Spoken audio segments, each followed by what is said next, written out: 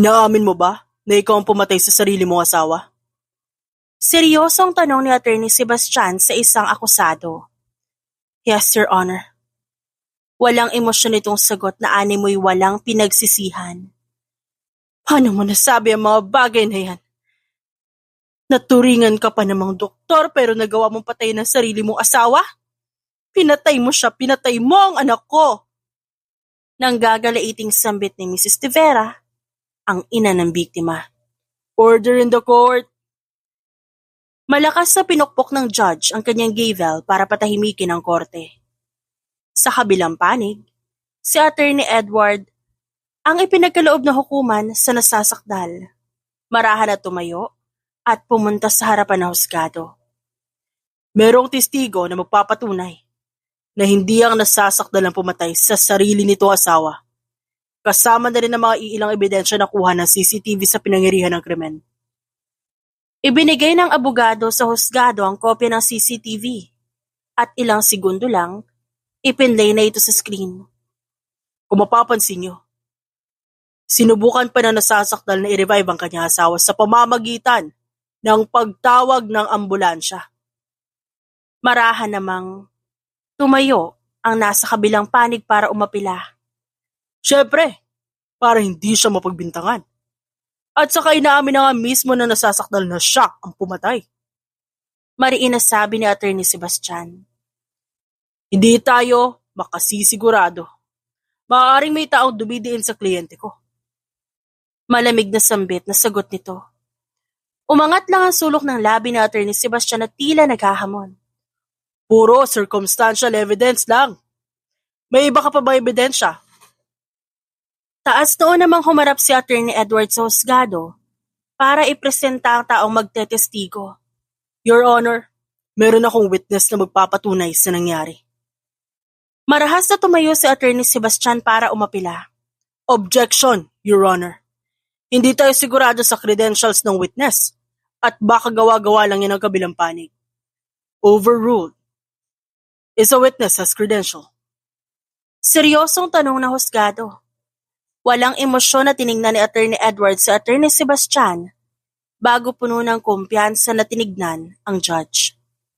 Ang ating witness ay dumaan sa masusing pagsisiyasat at tanging katotohanan lang ang sasabihin nito. Sa katunayan, isa itong law student, kaya alam niya ang work and ethics ng lawyers. Taas noon itong sambit. Objection, Your Honor. Kahit law student ang witness, wala pa rin katiyakan na magsasabi ito ng katotohanan. Apila ni Attorney Sebastian. Overruled. Mariing sagot ng judge. Ako, si Manuel Reyes, taimtim na nangangako na magsasabi ng buong katotohanan at walang iba kundi ang katotohanan at tulong sa Diyos. Panunumpa nito bago umupo sa witness stand. Ano nakita mo sa pinangyarihan ng krimen? Nakita ko na sinasaktan ni Mr. Ethan De Vera ang nasasakdal. Walang awa niyang pinagpupukpok sa ulo si Mrs. Veronica De Vera. Sinungaling ka! Hindi yan totoo! Hindi yan magagawa ng anak ko! Malakas na pag-apila ni Esperanza De Vera, ang ina ng biktima. Order in the court! Marahas na tumayo si Attorney Sebastian para tanungin ng nasabing witness. Kung ganun nga nangyari, bakit hindi mo niligtas si Mrs. Veronica De Vera sa asawa nito? Hindi kaya may pinagtatakpan ka rito? Objection, Your Honor. Masyado na po agresibo ang pagtatanong na ito na wala namang kinalaman sa kaso. Apila ni Attorney Edward. Overruled. Anong ginawa mo pagkatapos makita ang pangyayaring yun? Hindi ako makapaniwala. Sa nakita ko. Takot na takot ako kaya umalis ako para humingi ng tulong. Pero huli na ang lahat. Naabutan ko na lang na marami ng pulis at pinoposasan si Mrs. Veronica De Vera. Sigurado ka?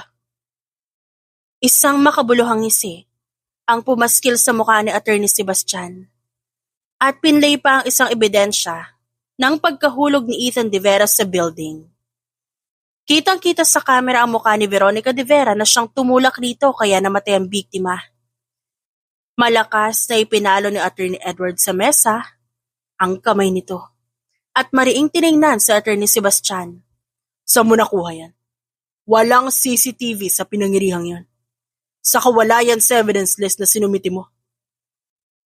Isang malademonyong halakhak ang pinakawala ni Attorney Sebastian bago magsalita.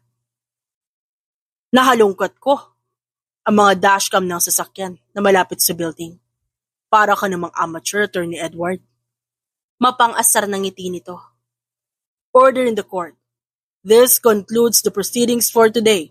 Court is adjourned. Marahang tumango si Emmanuel para lumabas ng korte.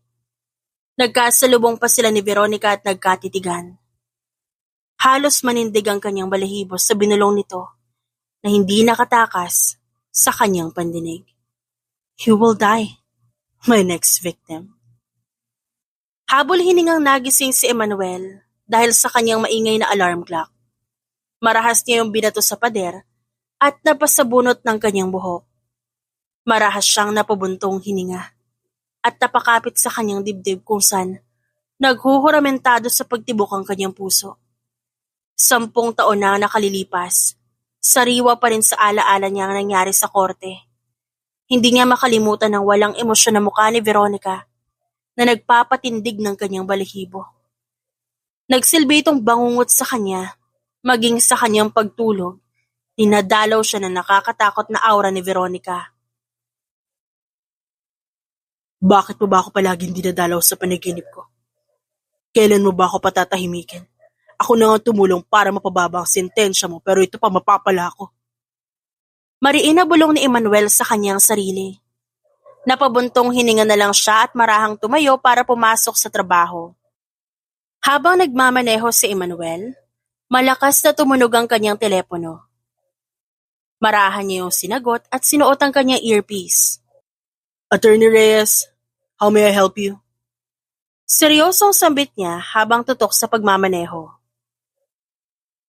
Wow, ang formal naman boss. Ako lang to, maganda mong sekretarya. Natatawang ani Vanessa sa kabilang linya. Mariing napahawak si Eman ng kanyang manibela para ibuhos ang kanyang inis. Masama na nga ang kanyang gising, dinagdagan pa ng pasaway niya ang sekretarya. Mainit ang ulo ko ngayon, Vanessa. Huwag mo nang dagdagan. Mariin na sambit nito na ani mo'y nagbabanta pero isang nakakainis na tawa lang ang sinagot ng kanyang sekretarya. Boss, may mainit pa naman ako ibabalito sa'yo. Mas mainit pa ito sa ulo mo. Prangkang sabi nito. Pero mukhang hindi ka naman interesado. Ibababa ko na to. Vanessa. Malakas siyang napapreno at muntik nang makabangga. Marahan niyang ipinarada sa tabi ang sasakyan bago pa siya maaksidente sa pinagsasabi ng kanyang baliw na sekretarya. Siguraduhin mo lang na importante yan. Kung hindi, bahala ka sa buhay mo.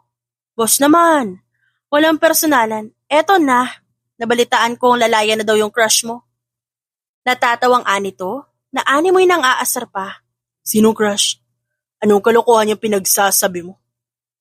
Napipiko na sambit ni Emmanuel at halos pumutok ang litid na ugat sa kanyang noo dahil sa sobrang pagkapikon. Di yung palagi lumalabas sa panaginip mo, yung binansagang The Killer Wife, yung si Veronica de Vera.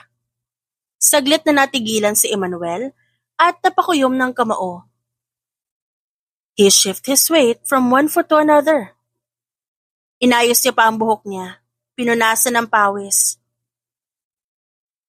Parang pinilipit ang kanyang tiyan at tila hindi niya maramdaman ang kanyang hininga.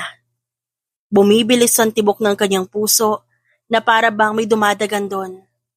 Tumingin siya sa paligid at hindi man lang siya makapagbigay ng focus sa kahit anong bagay. Tumatakbo ang kanyang utak patungkol sa iba't ibang bagay. Mabilis, hindi siya makapag-focus. Nanunuyurin ang kanyang lalamunan. Sinubukan niyang lumunok pero tila may nakabarang kung ano sa kanyang lalamunan. Nanginginig din ang kanyang balikat, pati ang kanyang kamay. At kahit simpleng pag-iingay lang, nagagawa siyang patalunin sa kanyang kinauupuan. Inikot niya ang paningin pinagmasdan ng detalye ng kapaligiran. Hanggang sa makarinig siya ng malakas na tunog, isang overwhelming na bagay. Napabalik siya sa ulirat nang magsalita ang nasa kabilang linya. Hey boss, buhay ka pa ba? Para sabihin ko sa'yo, hindi ko crush ang babaeng yun. Naiinis niyang sambit at pinatay ang tawag. Hindi niya alam kung bakit siya nakaramdam ng kaba sa kanyang nabalitaan. Hindi naman niya siguro ako babalikan, di ba? At saka hindi niya naman tototohanin yung banta niya. Kinakabahan niyang tanong sa sarili habang nanginginig. Babalikan kita at pagsisisihan mo na pumasok ka sa madilim kong mundo. I will make you suffer, my new victim. Nanginginig ang kanyang kalamnan sa tuwing naaalala niya ang mga katagang animoy parang kahapon lang nangyari. Ramdam niya pa rin ang mainit itong hininga na bumubulong sa kanyang tenga. Bakit pawis na pawis ka, boss? Ang dami nating pending na kaso pero naisipan mo pang magsarili siguro, no? Alam ko naman, boss, na may pangangailangan ka pero sana unahin mo yung trabaho natin. Anang kanyang sekretarya. Hindi man lang siya nito binati. Minsan napapaisip na lang siya kung sino ba ang amo sa kanilang dalawa. Boss, may mainit ulit akong chika sa'yo. Masaya nitong saad habang magilaw na pumapalakpak. Ano na naman yan? Hindi ka maniniwala, boss. Ano nga? Napipiko na tanong ni Eman. The killer wife is back, pero nakakagulat na isa pala itong tagapagmana. Mayaman pala ang pamilya nila, kaya hindi nakakagulat na mabilis na ang sentensya dahil mapera. Oops! Crush mo nga pala yun. Nang aasar na ani Vanessa nang mapatingin ng masama sa kanyang lalaki. Magiliw itong umaaktong zinizipper ang bibig. Dahil napairap na si Emmanuel. Di ko nga yun, crush. Saan mo ba napulot yung kalokohan na yan? Sus! Base sa pag-aaral, nangangahulog ang crush mo ang isang tao kung palagi mo itong napapanaginipan. Mapang-uyam nitong saad sabay kindat sa kanyang boss. Isa lang yung teorya. Wala pa nagpapatunay na tama ang teoryang yan. Kumbaga, isa lang yung circumstance. At dapat alam mo yan, nakapasa ka na sa law exam. Walang emosyon na sambit ni Emmanuel na siyang ikinanguso ni Vanessa. Sabi mo Sungit, guilty yarn. May sinasabi ka? Mariin ang sambit ni Emmanuel. Wala po. Kinabukasan nagkaroon ng Christmas party lahat ng employee ng law office. At hindi sa opisina na seryoso, kundi sa kilalang bar sa Makati na puno ng colorful parol at fairy lights. Ang dating tahimik na mga abogado at abogada ngayon nakadenim at damit na mahinhin lang pero ready to slay. Boss, ang blooming natin in love yarn? Pabirong sambit ni Vanessa habang inilalagay ang wine glass sa mesa niya at nakangiti nang nang-aasar kay Emmanuel. Umirap lang siya sa sekretarya pero may ngiti na hindi maitago sa labi. Itiko mo yung bibig mo. Kundi tatahiin ko yan. Sinubukan pa niyang mukhang magseryoso pero halata ang pamumula ng kanyang pisngi. Napanguso na lang si Vanessa at marahang umalis para sumali sa nagsasayawan at ang tugtog ay mix ng Jingle Bell Rock at latest OPM hits at lahat ay sumasayaw kahit walang alam sa steps. Habang tumutugtog ang musika, ang alak ay dumadaloy, ang tawa umaabot hanggang kisame at ang Paskong dati puro gawain lang sa opisina naging araw na pinaka-memorable para sa kanila ngayong taon. Cheers to more night like this! Walang deadlines, walang kaso, just us! Sigaw na isa nilang katrabaho at lahat ay nagtaas ng baso para sa toast. Hinayaan na lang muna ni Emmanuel na magkasayahan ang mga kasamahan dahil hindi pa rin mawala sa kanyang isipan ng palaging laman ng kanyang panaginip. Umasasabing bangungot na ito. Napabuntong hininga na lang si Emmanuel at marahang napaupo sa upuan habang mariing sumisimsim ng tikila. Seems you have fun. My victim? Nakakakilabot na bulong ni Veronica sa tenga ng binata at marahan itong kinagat. Hindi makalunok si Emmanuel ng kanyang iniinom. dahil sa pamilyar na boses na nagsilbing bangungot sa kanya sa 10 taon. Mrs. Veronica, Why you look so pale? Na para bang nakakita ka ng multo. anong kailangan mo? I want you. Mapang-akit nitong sambit. Napalunok na lang si Emmanuel at mabilis na napatayo. Marahas na hinablot ni Veronica ang kwelyo at pabalyang hinila ito papunta sa kanya. Halos magkandaduling si Emmanuel sa sobrang lapit na mukha nito sa kanya. Come with me? Mariin na sambit nito. Mariing hinila ni Veronica si Emmanuel palabas ng bar. Saan mo ko dadalhin? In the hell. Nakakakilabot na sambit ng babae at pabalya niya itong pinasakay sa kulay pula niyang Montero car. Napalunok na lang si Emmanuel nang tumawa ito na nakakakilabot habang nagmamaneho. Come with me in the hell, babe. Makalipas ang ilang minuto, huminto ang sasakyan ni Veronica sa abandonadong building. Bakit tayo nandito? This is a perfect place to talk. Nakangising sambit ni Veronica at mariing hinila ang kwelyo nito papunta sa loob ng abandonadong building. Ang hangin ay amoy luma, amoy ng kalawang at nakalimutang bagay. Ang sikat ng araw ay dumadaan lang sa malalaking butas ng bubong, gumagawa ng mga anino na parang mga kamay na umaabot para mahawakan sila. Tumutunog ang kanilang paa sa sirang sahig, na tila nagpapaalala na hindi sila nag-iisa. Anong kailangan mong pag-usapan, Veronica?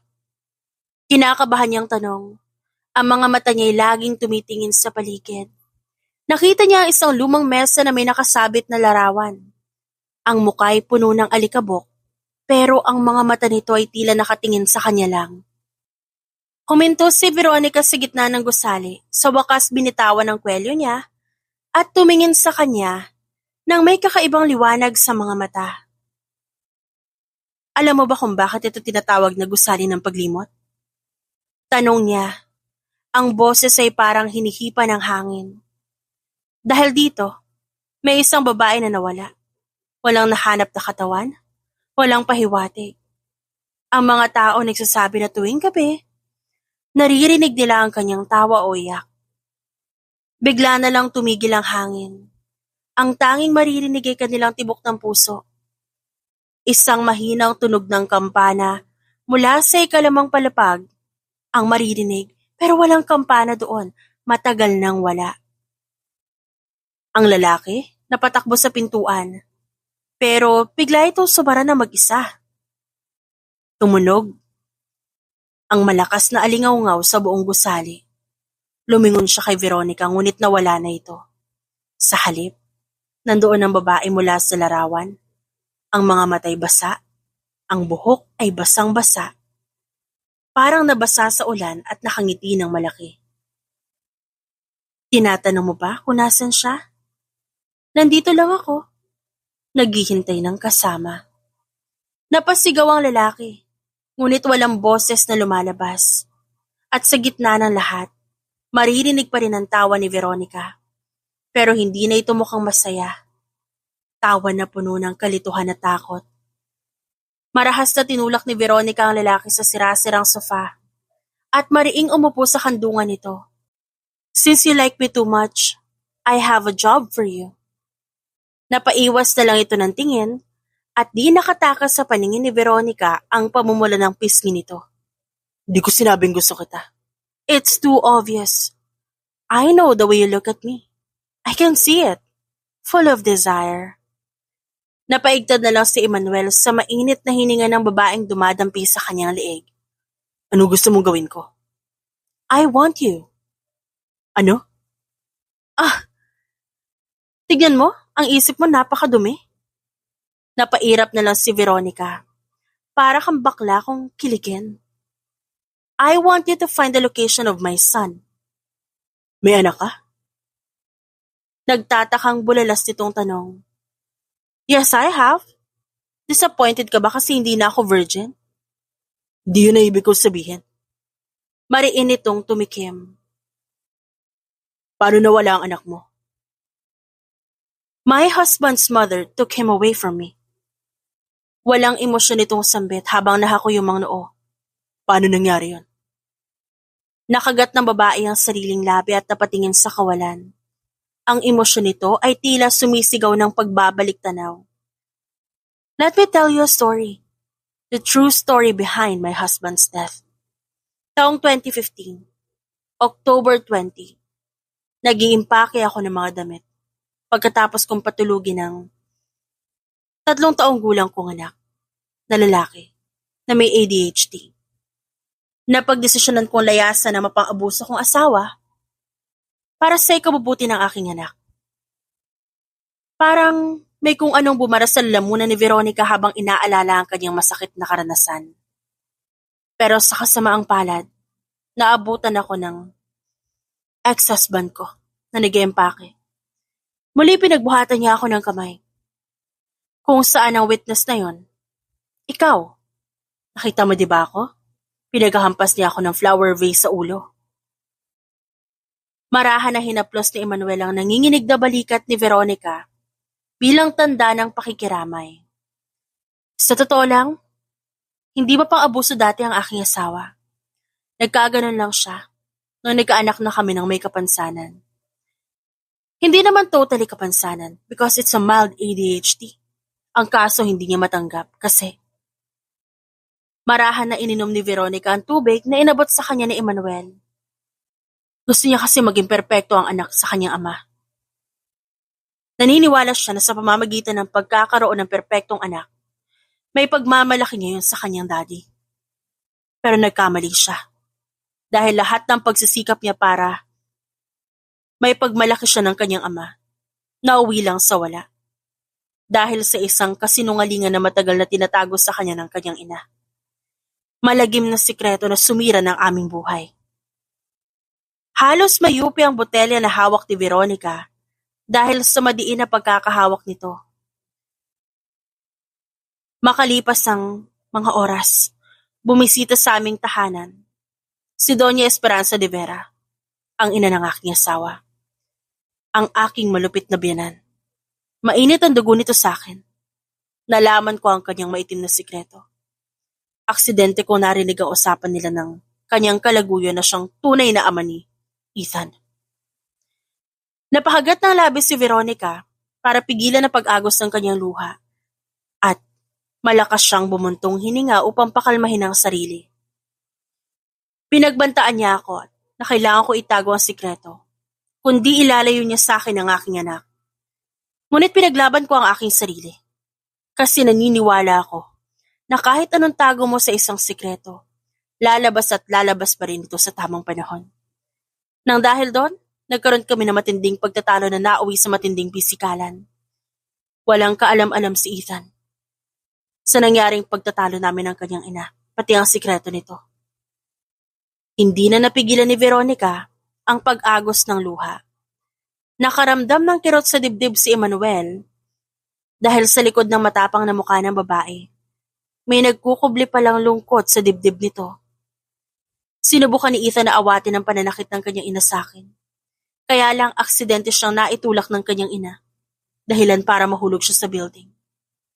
Sinubukan ko siyang i-revive pero huli na ang lahat. Napahagulhol na lang si Veronica kaya naman marahan itong niyakap ni Emmanuel para pakalmahin. Nandito ako para makamtan mo ang hustisyang matagal mo nang inaasam. I know. Because you like me. Puno ng kumpiyansa ang sambit nito. Stop being assuming. Professional ako abogado. Hindi ko hinahalo ang sarili kong interes sa trabaho. Pagtatanggol naman ni Eman sa kanyang sarili. So you're saying, if it's not about being professional, you still have a secret desire for me. Mukhang di mo na kailangan ng tulong ko. Nakakapagbiro ka na eh. Ngumiti naman ang babae. Sit down. Hindi pa tayo tapos. Mabilis na napabalik sa upuan ng lalaki. Minsan iniisip niya kung may pagka-bipolar ba ang babae kasi pabago-bago ang mood nito. Minsan nakakatakot. Minsan nakakaawa. Minsan nakakaasar. May tanong ako. Bakit mo inako ang kasalanan na hindi mo ginawa? Napakuyom na lang ng kamao si Veronica bago tumugon. For my son's protection. Si Mrs. Esperanza, gahama na tao. Pera lang ang mahalaga sa kanya, kesa sa sariling dugo at laman. Pinagbantaan niya ako na papatay niya ang aking anak kung hindi ko aakuin ang kasalanan niya. Napabuntong hininga si Emmanuel at puno ng simpatya niya itong tiningnan. Ayokong kaawaan mo ko. Ang gusto ko, hustisya para sa asawa at sa anak ko. May mga ebidensya ka ba sa lahat ng krimen na ginawa ni Doña Esperanza? Oo naman. Hindi naman kita pag-aaksayahan ng panahon kung wala akong balang dala. Napangiwi na lamang si Emmanuel at napakamot ng ulo. Napairap si Veronica bago pinagpatuloy ang kanyang testimonya. Noong nagsasama pa lang kami ni Ethan, walang kaalam-alam ang pamilya de Vera na anak ako ng isang mayamang pamilya. Tinago ko ang tunay kong pagkatao dahil gusto ko mabuhay ng normal. Wala sa anino ng aking pamilya. Ano pong koneksyon ng bagay na yan sa kaso natin? Nagtatakang tanong ni Emmanuel. Patapusin mo muna ako, engot. Masungit itong sambit kaya napataas ang dalawang kamay ni Eman na animoy sumusuko. Napairap na lang si Veronica at muling pinagpatuloy ang pagkukwento. Walang kaalam-alam si Doña Esperanza. Napalihim kong pinapaimbestigahan lahat ng kanyang baho sa private investigator ng aking pamilya. At ito ang nakalap ng aking private investigator. Marahang ibinigay ni Veronica ang malaking bag na naglalaman ng samot-saring papeles, litrato, flash drive na naglalaman ng mga video, na may mga fabricated evidence at marami pang iba. Lahat ito'y solid evidence. Tama ka. Kailan mo ito nakuha? Hindi na mahalaga yon. Ang mahalaga mahanap mo ang aking anak. Or else, I will be your greatest nightmare. Matapos ang mainit na tagpo ni na Veronica at Emmanuel, 6 na buwan ang ginugol niya para pag-aralan ng bawat anggulo ng kaso. Boss, ganadong-ganado tayo ngayon ah. Iba talaga pag inspired, no? Mapang-asar na tura ni Vanessa. Matalim lang siyang tinignan ni Emmanuel. Mukhang tapos mo na ang pinapagawa ko sa iyo ah. Malakas na ibinagsak ni Emma ng makapal na papel sa lamesa nito. Analyze mo itong mga papeles na to. Tignan mo ang posibleng maging butas ng kaso. Boss naman, para mo naman akong gustong bitayan eh. Bagay talaga kayo nung killer wife na yon. Asar na sambit ni Vanessa habang nakanguso. Sige, kumuda ka pa para dadagdagan ko pa yung lalo. Napanguso ang kanyang sekretarya sa kanyang sinabi. Dumating ang araw ng pinakahihintay ni Veronica na sa wakas makakamit niya na hustisya na matagal niyang inaasam. Ang pagkahuli ng taong dahilan ng lahat ng kanyang paghihirap. Napaluha siya habang pinapanood ang pagposas dito. Hindi dahil sa takot kundi dahil sa galak. Ang kanyang kamay kumunot bilang isang kamao. Marahan itong kumawala ulit sa mahigpit na pagkakakuyom. Kumalma ang kanyang isipan. Napalitan ng kaliwanagan. Tumingin siya sa itaas. Kahit pa ang nasa paligid niya ay katulad ng dati. Kahit papano, gumaan ang kanyang pakiramdam. Mabilis niyang pinunasan ang kanyang luha sa malakas na tikhim ni Emmanuel. Inabutan niya ng panyo ang babae. Ngunit isang matalim na tingin lang binigay nito sa kanya. Kaya agad niyang itinago ang panyo sa kanyang bulsa. Matapos masaksihan ng tagpong yon, masaya na naglalakad si Emmanuel dahil sa wakas, nakamit na ni Veronica ang hustisya para sa kanya. Napahinto siya sa paglalakad nang tumunog ang cellphone niya. Bumungad sa kanya ang pangalan ng kanyang sekretarya, kaya agad niya itong sinagot. Boss, nakatakas si... Hindi niya narinig ang kasunod na sasabihin nito. At biglang may sumulpot sa kanyang likuran at tinurukan siya ng pampatulog. Nagising si Veronica sa isang malamig na tubig na ibinuhos sa kanyang muka. Dahan-dahan niyang iminulat ang kanyang mga mata at bumungad sa kanya ang nakangising si Doña Esperanza. Long time no see. My daughter-in-law. Hayop kang matanda ka, papatayin kita. Isang malademonyong tawa ang itinugon nito. Nakakagulat ha? Dati, para ka lang isang maamong kuting na bahagang buntot. Ngayon parang gusto mo na akong kalmutin. Dahil ba sa lalaki to? Dito? Sa lalaking kasama mo? Mapang-asar na sambit nito sabay tukoy sa walang malay na si Emmanuel. Nanginig ang kanyang buong katawan nang makita niya ang lalaki. Para bang sinuntok siya ng pagkalakas-lakas. May kung anong tumama sa kanyang mga ugat at tila ba malamig ang kanyang paligid. Para ding sinusuntok ang kanyang dibdib. Naririnig niya ang maliliit na ingay sa paligid. Ang hangin ay manipis. Tila nahihirapan siyang huminga. Ramdam niya ang panik sa kanyang lalamunan at isipan. Huminga siya ng malalim para pakalmahin ang sarili. Pakawalan mo siya. Huwag mo siyang idamay dito. Mariin na sambit ni Veronica. You're really clever, huh? To use my own stepson against me. Una, ginamit mo ang aking anak. Kaya ako siya napatay ngayon. Tapos si Emmanuel naman. Nanggagalaiting sambit ni Esperanza. Isang mapang-uyam na tawa lang ang tinugon ni Veronica. Don't act to be a good mother. Alam ng Diyos kung gaano ka kagahaman na tao. Wala kang alam sa pagiging ina. Wala kang alam sa paghihirap ng isang ina na handang magsakripisyo ng buhay para sa kanyang anak. Pera lang ang mahal mo kaya si Ethan. Si Ethan hindi masisigmura ang kasamaan mo at pinatay mo rin siya. Tapos ngayon si Emmanuel? Huwag ka nga magpatawa na para bang mabuti kang ina. Alam naman nating lahat na si Emmanuel ang tunay na tagapagmana at hindi si Ethan. Kaya gusto mo din siyang ipapatay. Mas lalong tumigas ang kanyang panga. Kumuyom ang kanyang kamao. Ang init ay tila bumalik sa kanyang puso, patungo sa kanyang muka. Nag-aalab ang kanyang pisngi. Parang nasusunog ang kanyang pisngi. Every muscle in her body tenses. Tila ba niyayakap siya ng kung anong mahigpit na bagay. Naniningkit ang kanyang mga mata. Nahihirapan siyang huminga. Para siyang nalulunod. The thoughts in her head race hot and fast, sharp and cutting. She has to fight the urge to lash out with words or hands.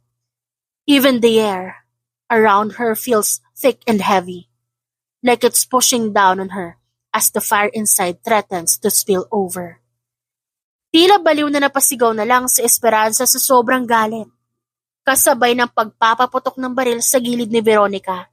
Kaya nadaplisan ng babae. Shut up! Shut up! Sigaw nito. Mariin na hinawakan ni Esperanza ang panga ni Veronica hanggang sa bumaon ang kuko nito.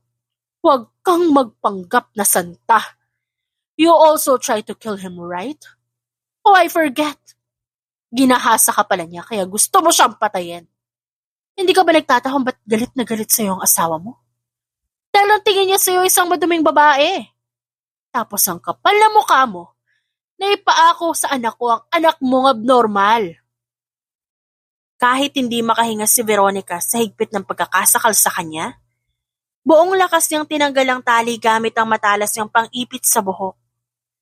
Hayop kang matanda ka. Mariin niya itong sinakal. Dahil sa'yo, nasira ang pagsasama namin mag-asawa. Dahil sa'yo, muntik na ako makapatay na isang taong walang kamuwang-muwang na ginamit mo. Kala mo ba hindi ko malalaman, ha? Kala mo ba ang tanging ginawa ko lang sa kulungan sa loob ng 10 taon ay malungkot lang? Nagkakamali ka. Gamit ang kapangyarihan ng pamilya ko, inalam ko lahat ng sikreto mo hanggang sa kaliit-liitang detalye. Ang pagbibigay mo ng droga kay Emmanuel para gahasain niya ako nang wala siya sa sarili. Hayop ka. Papatayin kita. Ginawa mo lahat ng yun para sa pera, para makontrol mo ko. Nang hindi ko nakahayaan pa ngayon. Kahit pa nahihirapan sa paghinga, makikita sa mukha ni Esperanza ang pagkunot ng noo. Isa kang dalita. Paano ka naging anak mayaman? Bitawan mo ang aking ina! Ilang sandali pa nawala ng malay si Esperanza sa higpit ng pagkakasakal ni Veronica. Nanlaki ang mata ni Veronica nang may mainit na bisig na yumakap sa kanya na siyang natamaan ng bala. Patawad sa aking nagawa. Naghihingalong sambit nito. Emmanuel, lumaban ka, wag mo ipikit ang mga mata mo, dadaling kita sa ospital. Ito lang ang magagawa ko sa lahat ng sakit na dulot ko sa'yo. Wow! First charming ang peg? Ako ba ang witch dito? Nababaliw na sambit ni Vanessa habang pumapalakpak. Hindi. Ako ang bida dito at lahat kayo mamamatay. Mariin itong sambit at pinaputukan ng barilang kisame. Napakuyom ng kamao si Veronica sa pinaghalong galit at pag-aalala.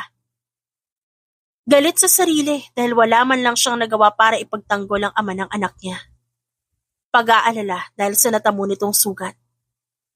Marahan siyang bumangon at taas noon niyang hinarap ang nababaliw na si Vanessa. You will pay for this! Biglang sumugod si Vanessa gamit ang isang basag na bote. Sinalo naman ito ni Veronica gamit ang isang braso. Go to hell! Sigaw ni Vanessa habang paulit-ulit na sinusubukang saktan siya. Malakas na sinipa ni Veronica ang sikmura ni Vanessa. Pero mabilis na umatras si Vanessa, tumatawa ng nakakatakot. You think you can win? Alam mo bang may hawak ako mas mahalaga sa'yo? Bigla na lamang nitong inilabas mula sa likod ng isang bata na nasa 13 taong gulang.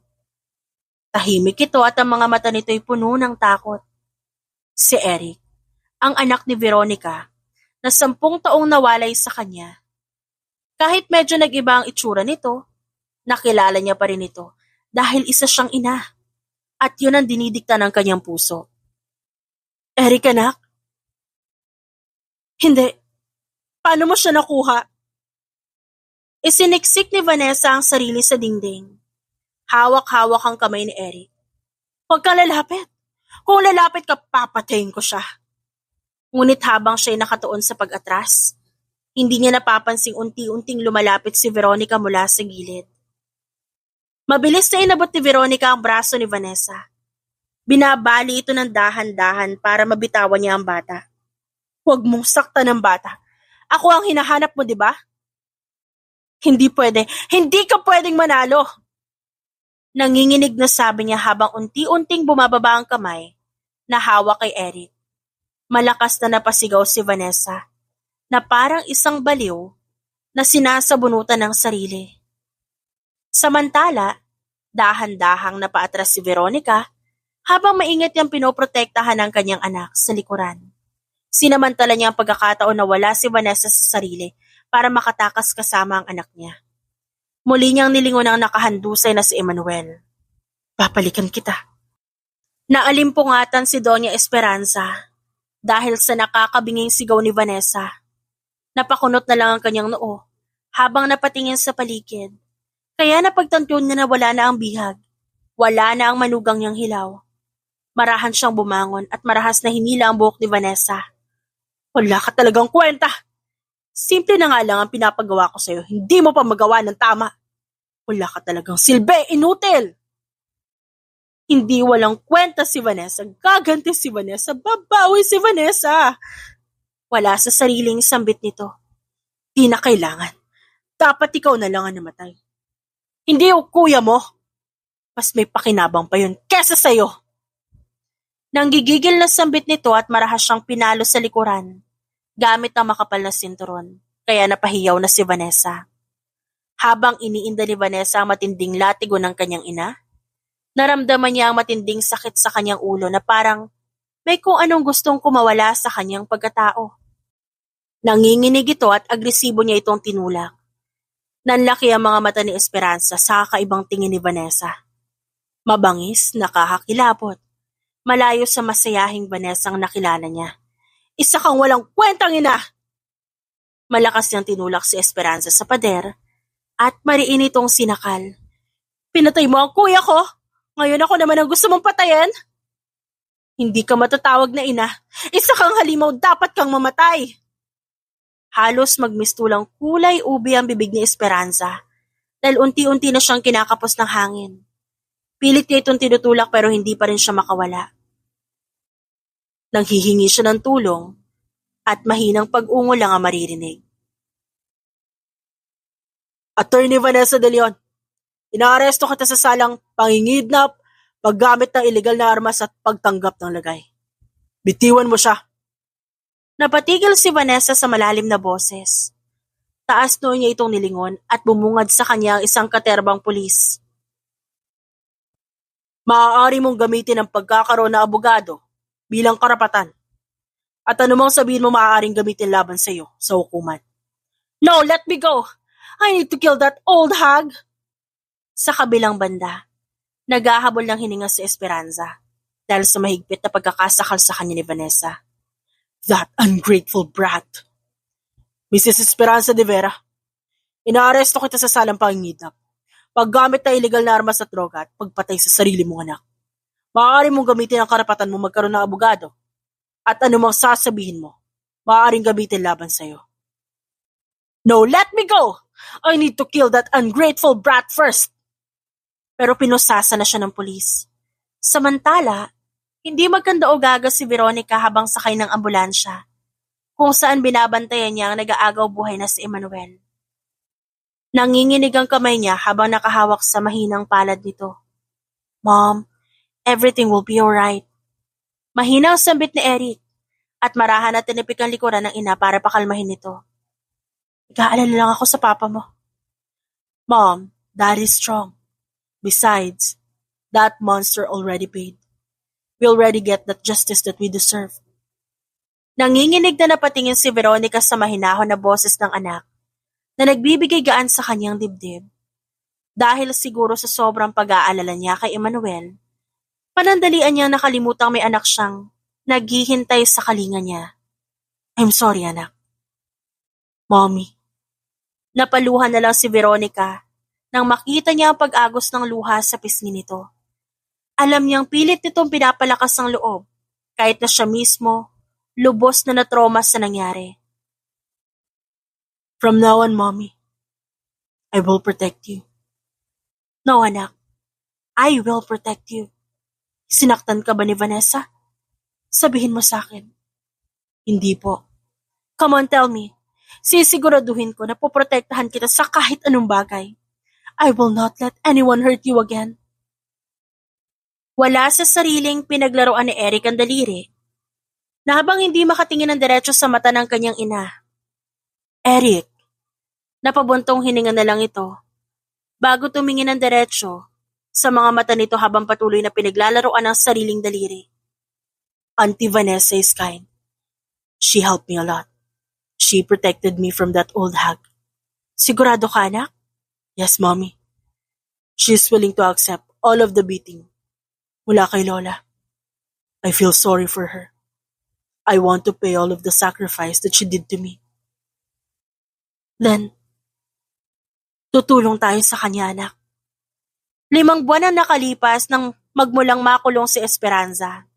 Pilit itong umaapila sa patong-patong na kaso pero hindi ito nadinig ng korte. Samantala, na-confine si Vanessa sa pribadong mental facility kung saan na-diagnose siya ng Dissociative Identity Disorder or DID. Biktima rin siya ng kasakiman ng sariling ina. Si Veronica ang may hawak ng kaso niya bilang pambawi sa pag-aalaga nito sa kanyang anak. Kamusta ang pakiramdam mo? I'm still alive and kicking, Miss Killer Bride. Lihim siyang napairap sa sinabi nito. Binibisita pa rin ako ni Attorney Emmanuel. Ikaw ba? Even though he know that you're working here, he never visits you. Am I right? Lihim na napakuyom naman si Veronica ng kanyang kamao at seryoso itong tiningnan. I need to add more supplements for your medication. Marahang tumalikod siya palabas. Do you think he will forgive you for all the threats that you make to him? You become his greatest nightmare for 10 years. Hindi na ako magugulat kung iiwan ka niya para mapasakin. Mapang-asar ulit itong sabi. Marahang napabuntong hininga ito at maingat na sinarado ang pinto. Habang naglalakad sa pasilyo ng ospital, aksidente niya nakabungguan si Emmanuel. Saglit sila nagkatitigan dalawa at si Emmanuel na ang unang umiwas ng tingin at hindi nakatakas sa kanyang paningin ang pamumula ng pisngi nito. Ano ginagawa mo dito? Bumibisita lang ng kaibigan. Nauutal na sagot ni Emmanuel nang hindi makatingin ng diretso sa mata ni Veronica. Talaga? Kaibigan o fling? Para bang gusto na lang ni Emmanuel na lunurin ang sarili sa tubig dahil sa sitwasyon niyang ito. Kumakatingin sa kanya si Veronica para siyang ginigisa sa mainit na mantika. Veronica, kailangan ko usapin si Vanessa about your case. How useless you are. You have time to visit other people kaysa bisitahin ang sarili mong anak? Veronica. Akma niyang pipigilan ito na makarinig siya ng mahinang hagikik sa gilid. Busted ka, boss. Mapang-asar na sambit ni Vanessa. Kalalabas lang nito mula sa kanyang kwarto. Nakarinig siya ng nakakaintrigang pag-uusap. Kasunod naman niya si Nurse Lee ang tagapagbantay nito. I need to talk to her privately. I'm Attorney Emmanuel Reyes. I'm doing this for the kill your wife case. I already talked to the attending doctor. Okay, sir. You need to fill out this visiting form. Magalang nitong sambit, kaya patuloy na kinikilig naman si Vanessa na animoy nangaasara. We need to talk. I learned that you suffered a lot from your mother. I'm sorry for that. Pero bakit mo yun ginawa? You know anything about Veronica's case? Bakit hindi mo sinabi sa akin ng tungkol kay Eric? Bakit mo kinidnap ang anak ko? Ang bait ko sa'yo, Vanessa. I trusted you as a friend. Tinulungan kita nung nasa law school ka. Bakit mo ko tinraidor at tinarantado? Panunumbat ni Emmanuel. Napayuko na lang si Vanessa at nanginginig itong napakuyom ng kamao. Sorry, sir. I just wanted my mother to be proud of me. Proud? Nakakatuwa ba ang pagdamay sa isang bata na walang kamuwang-muwang? Nanginginig si Vanessa at mariing napasabunot sa kanyang buhok dahil sa matinding sakit na nararamdaman niya. Stop! Shut up! Agresibo na sinakal ni Vanessa si Emmanuel. Nalilisik ang namumula nitong muka na animoy wala sa sarili. Dali-daling dumating si Veronica kasama ang ibang doktor. Mula sa likod, tinurukan nila ng pampakalma si Vanessa, kaya nabitawan nito ang liig ni Emmanuel. Puno ng pag-aalala na tinignan nito ni Veronica. You okay? I'm fine, thanks. I need to make some x-ray for you to make sure. No, I'm really fine. Tinignan lang ito na masama ni Veronica. Huwag kang makulit. Besides, this is all your fault. You know Vanessa is experiencing mental illness. She's a mental patient. Pero nagtanong ka pa ng kung ano-ano. Sorry. Dapat, kalmado ka kapag nagtatanong ka sa isang tao na nasa mental health facility. Alam mo na nga, di ba? Hindi sila stable. And don't ask like you're in the hearing in the court. Coming from a nasty person like you. Ano sabi mo? Wala. Sige na, hahayaan kitang i-check ang katawan ko. Good boy.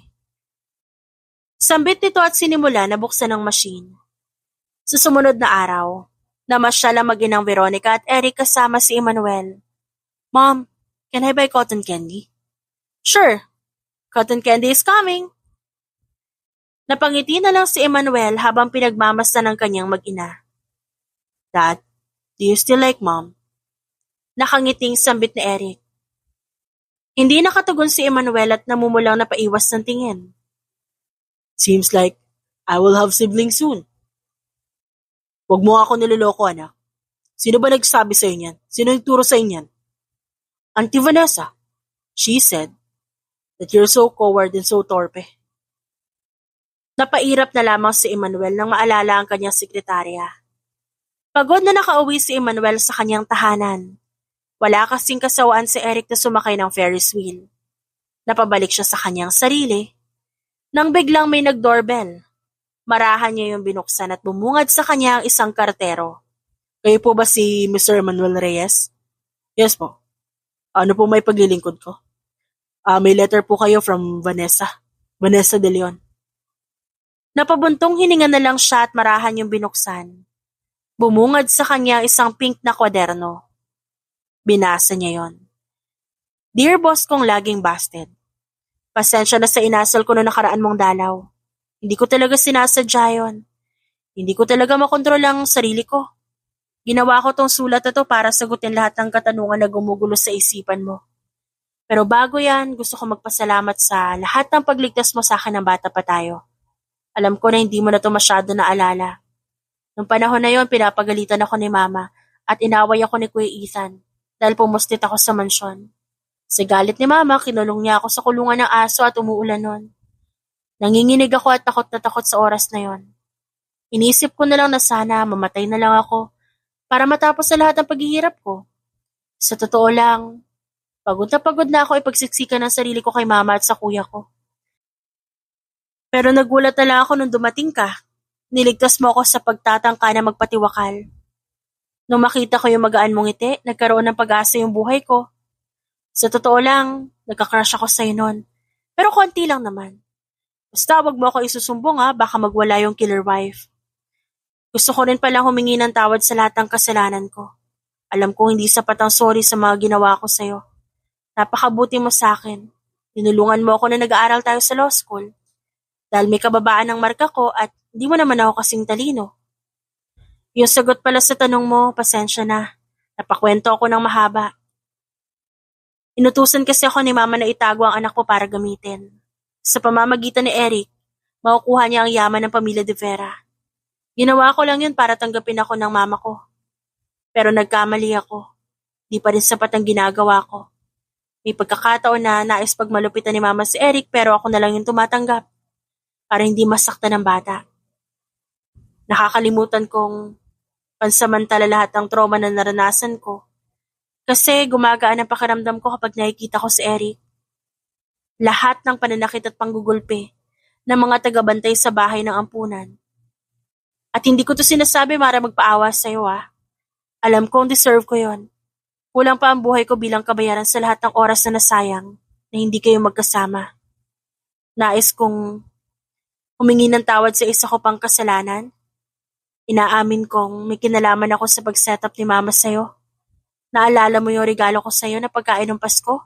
May halong sex drug yon. Ako ang nagtulak sa'yo papunta sa kama ni Veronica. Ginawa ko yun dahil sa banta ni Mama na hindi niya ako pag-aaralin at pababalikin niya ako sa nakakatromang bahay ampunan. Napaka-selfish ko, di ba? Alam ko habang binabasa mo to, paniguradong sinusumpa mo na ako. Hindi kita masisisi. Kahit sarili ko, hindi ko kayang patawarin. Minsan, dati tinanong mo ako, di ba, nung interview, kung ba't gusto ko maging abogado? Sa totoo lang, nagsinungaling ako ng sagot. Naging abogado ako para mahugasan lahat ng nagawa kong kasalanan sa batas. Pero nagkamali ako. Ako rin ang sumira sa sinambit kong pangako. Patawad. Gusto ko lang sabihin na inasar ko si Veronica at pinagselos ko siya. Sinabi ko na hindi mo siya dinadalaw dahil sa pagbabanta niya sa'yo dati. Sorry about that. Gusto ko lang naman gumawa ka ng move, huwag kang patorpe-torpe. Alam ko naman na gusto niyo ang isa't isa. Ako pa nagsilbing Cupid sa inyo. Yan na siguro ang kaya kong gawin bilang pagbawi sa lahat ng kasalanan ko pero alam ko hindi pa rin yan sapat. Hayaan mo, aasarin ko pa siya lalo. Napailing na lang si Emmanuel sa kakulitan nito. Pasaway talaga. Sa sunod na araw, nagkaroon ng kaguluhan sa St. Peter Hospital kung saan nagtatrabaho si Dr. Veronica de Vera. May isang pasyenteng na-diagnose ng psychotic disorder na tinagurian na isang serial killer. Mukhang kasing edad ito ni Vanessa. Kahit may pilot ito sa pisngi, hindi may tatanggi ang angking kagwapuhan nito. Ngayong araw lang siya na-confine sa ospital, kaya hindi mapakali ang bawat doktor. I will kill you all. Let me go! Nagwawala nitong sambit. Patuloy lang ito sa pagwawala habang ang mga doktor patuloy pa rin sa pagpapakalma dito. Calm down, sir. We're not your enemy. We're here to help you. Nanlilisik ang mga mata nito at pabalyang tinulak ang nurse na may hawak sa kanya para maagaw ang injection sa bulsa nito. Shut up! Shut up your fucking mouth! I will kill you! Napapikit na lang si Veronica at napahinga ng malalim nang maramdaman niya ang pagdaplis ng karayom sa kanyang leeg. Napamulat siya at walang emosyon na tinignan ng lalaki. Malakas niyang siniko ang sikmura nito at maangas niya itong binalibag sa sahig. Napaawang na lang ang bibig ng nurse at doktor sa kanilang nasaksihang eksena. Ang astig mo, Dr. Veronica. Si Mrs. Killerwife pa talaga ang hinamon niya. You need to calm down, sir. I'm here to help. At marahan niyang tinurukan ng pampakalma ang lalaki. Dali niya siya sa private room. Ang lalaki na yon, anak ng isang maimpluwensyang politiko. Sila ang nagbibigay ng pondo sa ospital. Ang ngalan nito, Benjamin Buenavista. Sa kabilang banda, nakatanggap ng tawag si Emmanuel mula kay Eric habang nasa meeting siya ng mga kapwa niya abogado para sa isang panibagong kaso na kailangang lutasin. Excuse me, everyone. I need to answer this call. Hello, son. How are you? Do you need something? Dad, Mom got hurt with her mentally ill patient. Ano nangyari? Buhay pa ba? Nag-aalilang sambit ni Emmanuel. Huwag mo istorbohin ng daddy mo. Busy yan sa fling niya, kaso niya. Mom, your neck is still bleeding. Napahinga ng malalim si Emmanuel para pakalmahin ang sarili. Pinagpapawisan siya ng malamig dahil sa tindi ng tensyong nararamdaman. Pagkarating niya ng ospital, hinanap niya ang room 666 na tinext sa kanya ng anak. Huminga siya ng malalim para pakalmahin ang sarili at nanginginig na pinihit ang doorknob at bumungad sa kanya ang isang bangkay na nakakover ng kumot na siyang ikinagunaw ng kanyang mundo. Veronica? Ang kanyang mundo ay tila gumuho pa, parang isang matibay na kastilyo na biglang naging abo. Ang kabay na palitan ng nakakabinging pagtanggi. Nilapitan niya ang bangkay, ang mga matay ng lalabo sa nagbabadyang luha. You're so cruel. Bakit mo kami iniwan ng anak mo na hindi man na nagpapaalam? Are you punishing me about what happened? I'm so sorry. Hindi ko intensyon na may mangyari sa atin. I'm out of control. Napahagulhol na lang si Emmanuel at nanginginig ang boses na nagsalita. I really love you. To the point I couldn't afford to lose you. If you don't remember, we met when we were kids. Pumupunta ka sa bahay namin. Itinagong bastardo ako ng pamilya. Habang si Ethan at si Papa, nagkakasiyahan para ipagdiwang ang kaarawan ni Ethan. Habang ako nagtatago sa madilim na kusina at tanging tira-tira lang ang kinakain. Sa mga oras na yon, gusto ko nang tapusin ang buhay ko. Pero dumating ka at nagabot na isang tinapay. Hanggang ngayon tanda ko pa ang lasa ng tinapay na yon. Simula ng tagpong yon, palagi ka na lang nasa isip ko. Hanggang sa nalaman ko na lang na magpapakasal ka kay Ethan. Nakaramdam ako ng kirot sa puso ko. Kaya ngayon gusto kitang protektahan. Sa pamamagitan ng pagtestigo kapalit ng pag-abandona sa akin ng sarili kong ama. Halos mamugto ang mga mata ni Emmanuel sa walang tigil na pag-iyak. Nanginginig na napatayo si Emmanuel. Tila nang lalambot siya. At malakas na binasag ang flower vase na katabi ng hospital bed. Gusto niya pa ring makasama si Veronica. Akmang sasak sa kanya ng matalim na flower vase ang kanyang pulso nang may magsalita. Anong katangahan ang ginagawa mo? Veronica, multo ka na ba? Please kunin mo na ako. I want to be with you forever. Tanga, hindi ako multo. Naiinis na sambit ni Veronica at malakas na pinitik ang noo nito. Saglit na napatulala si Emmanuel. Veronica. Napaigtad na lang si Veronica nang bigla siyang yakapin ng lalaki. Please wag mo akong takutin ng ganun ulit. I heard what you said a while ago. Namumulang napaiwas ng tingin si Emmanuel. Something came up to me about work. I need to go. Mabilis na kumaripas ng takbo ang lalaki. Si Veronica naman napangisilang sa isang tabi. Kinabukasan, kinumpronta ni na Emmanuel at Veronica ang anak na si Eric na nagdala ng kaguluhan na nangyari noong isang araw. Sorry po, di ko naman po sinadya magsinungaling. Gusto ko lang naman po na magkaroon ng happy family at complete family. Pero hindi tama yung ginawa mo, ha? Hindi maganda nagsisinungaling. That's not a good behavior, son. Sorry, Mom. I will never do that again. Enough of that, Veronica. Mukhang nagsisisi naman si Eric eh. Shut up. Kaya nagkakaganito yung anak natin kasi pasaway ka rin. Para kang bata. This is the reason why I did that to Dad. Because I want you both to be close. Anak, hindi naman kami nag-aaway ng daddy mo. Nag-uusap lang kami. Your mom is right. Ganito lang talagang magsalita ang mama mo. Sorry po. Inosente yung sambit ni Eric. Sa kabilang banda, napabahing si Veronica habang nagbabasa ng dyaryo. Aba, mukhang may poging lalaki na pinag-uusapan ako ah. Iba talaga pag maganda. Nakangising sambit niya sa sarili, habang nagbabasa at uminom ng gatas na siya ikinasamid niya. 5 taon na nakakalipas, masaya nang nagsasama sina Emmanuel at Veronica. Hindi mo na sila nagpakasal dahil gusto nilang kilalanin ng isa't isa. Kahit busy sila sa kanilang iba't ibang ginagawa, hindi pa rin sila nawawalan ng time sa isa't isa na mag-bonding. Sa tagal ng pagtatrabaho ni Veronica sa mental facilities, may pagkakataon na marami siyang nasasaksihang eksenang hindi inaasahan. Katulad na lamang ng pag-aasikaso kay Benjamin Buenavista na mukhang nakaka-develop pa na nito si Vanessa. Mukhang hindi naman po sila nagkaka-developan, Doc. Mukhang ayaw sa kanya ni Attorney Vanessa. Saad naman ng nurse na si Jessie, ang assistant ni Veronica nang sabihin niya ito doon. Paano mo naman nasabi? Kasi binabara lang ni Vanessa yung bawat pamumorma ni Benjamin. Kailan ba sila nagkakilala? Ay, hindi pala kayo naka-attend. Napataas ang kilay ni Veronica sa tono ng pananalita nito. Napalunok na lamang ang nurse habang nakatingin sa kanya. Diba may Christmas party tayo last year nagkaroon kasi ng event ng hospital para magkaroon ng socialization. Doon sila nagkaroon ng interaction. Kinikilig na anito na tila ba kinikilig pa sa love story ng dalawang baliw. Napairap na lamang si Veronica. Tama na ang chismisan, puntahan na natin ang pasyente. Tatanong-tanong, tas magagalit. Bulong naman ni Nurse Jessie. Sinasabi ka? Wala po.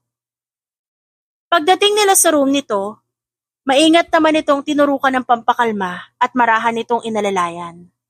Tanging si Veronica lang ang magpapakain sa kanya dahil takot ang karamihan sa lalaking ito. Kailangan mong kainin to, Mr. Buenavista. No. Papapuntahin ko dito si Vanessa. Take it slow. Sambit naman ng lalaki at agad na kinuha ang pagkain kay Veronica. Isang matalim lang na tingin ang itinugon nito habang patuloy sa pagsubo. Drink this. Mahinahong sambit ni Veronica, marahan namang isinubo ng lalaki ang gamot. Pagkatapos ng trabaho, napabuntong hininga na lang si Veronica sa pagod. Mahaba-haba rin kasi ang duty niya ngayong araw. Mukhang nagiging maamo na sa'yo si Benjamin ah. Masayang sambit ni Jessie. Siyempre, kailangan kong gamitan ng kahinaan niya, si Vanessa. Kaya pala. Nagkaroon kasi na activity na maglilinis ng banyo ang bawat mental ill patient para ma-improve ang motor skills at socialization nila. Sinadya lang ni Veronica na mag-partner ang dalawa para sa sumunod na medication ni Benjamin. Stop following me. Your task is to clean male restroom. My task is to clean the girl's restroom. Naiinis na sambit naman ni Vanessa sa lalaki. I want to be with you because you smell so good. It's addicting. Napailing na lang si Veronica habang pinagmamasdan ng mga ito. Pagka-uwi niya ng bahay, tuwang-tuwa naman siyang sinalubong ng kanyang pamilya. Naroon si Eric na masigla siyang niyakap at si Emmanuel na humalik sa kanyang noo. May surprise kami, Mommy.